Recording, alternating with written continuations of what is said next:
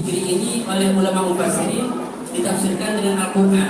Artinya orang yang berpaling dari Al-Quran, jauh dari Al-Quran, tidak suka baca Al-Quran, tidak mau belajar Al-Quran, fa inna lahu ma'isyatan dhanka, maka dia akan mendapati kehidupan yang sempit, bingung, tidak tahu arah. Kadang ada orang bilang, ada apa kok seperti ini? Bingung ya, bingung mau kemana? Seakan kehidupannya sempit. Itu berarti dia sudah jauh dari Al-Quran. Saya mesti gimana? Kadang nggak tahu dia mau ngapain. Ini tanda-tanda orang yang bingung, tanda-tanda orang yang sempit hidupnya. Bisa jadi karena dia itu jauh dari Al-Quran. Wa nahsyuruhu yaumal qiyamati a'ma. Dan orang yang jauh dari Al-Quran itu akan dikumpulkan nanti dalam mahsyar dalam keadaan buta. Al-Quran oleh Allah diturunkan hudan linnas, sebagai petunjuk bagi manusia. Orang kalau kepingin selamat harus dia itu menggunakan konsep Al-Quran. Tidak ada konsep yang lebih baik kecuali Al-Quran. Rasulullah sudah bersabda, taraktu fikum amrayn, kata Rasulullah, saya itu tinggalkan 2 pusaka untukmu.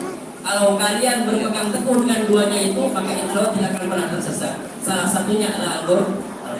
Makanya monggo dengan momentum bulan Ramadan ini kita latihan untuk semakin dekat dengan Al-Quran. Al-Quran itu bukan bacaan musiman, bukan bacaan cuma khusus Ramadan saja. Kita sekarang sebenarnya latihan untuk lebih dekat dengan Al-Quran, dengan harapan nanti sehabis Ramadan kita lebih dekat dengan Al-Quran. Kita sekarang harus belajar lebih dekat. Mau khatam berapa kali? Nah, itu perlu direncanakan.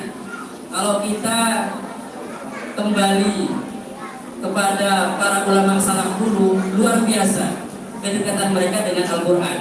Sebut saja panutan kita Imam Asy-Syafi'i.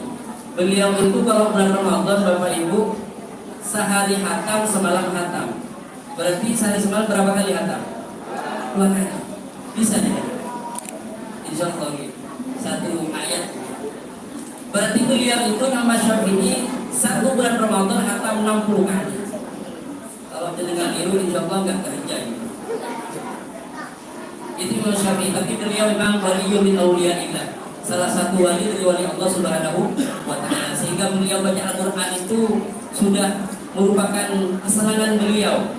Sama kayak kita sedang beli HP baru, semalaman bisa nggak tidur, benar?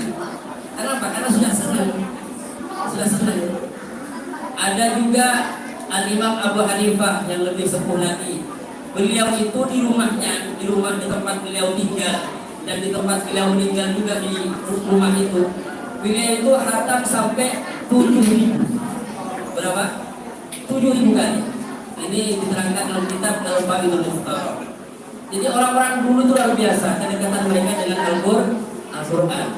Ada juga sahabat Rasulullah sekaligus mantu Rasulullah, namanya sahabat Utsman bin Affan. Sahabat Utsman bin Affan ini kebiasaan beliau kalau sholat malam itu cuma 1 kali, 1 rakaat, sholat witir beliau. Tapi 1 rakaat bisa menghatamkan Al-Quran. Subhanallah. Ini kedekatan orang-orang dulu. Kita yang mungkin sekalipun tidak bisa 100%, minimal 20%. Kira-kira sudah hatam berapa kali bulan Ramadan ini? Iqra'ul Quran, kata Rasulullah, fa innahu ya'ti yaumal qiyamah syafi'an li ashabihi. Bacalah Al-Quran, kata Rasulullah, karena nanti di hari kiamat Al-Quran itu akan memberikan syafaat, akan memberikan pembelaan kepada orang yang suka membaca Al-Quran. Tetapi kita itu dalam membaca Al-Quran harus benar-benar sesuai tajwidnya. Harus menggunakan tajwid, jangan sembarangan. Memang Al-Quran itu akan memberikan syafaat kepada orang yang membaca Al-Quran. Tapi jangan lupa juga, kata Rasulullah, rubbatalil Quran wal Quranu yal'anu. Banyak orang baca Al-Quran, tapi justru Al-Quran melaknatnya, bukan memberikan syafaat.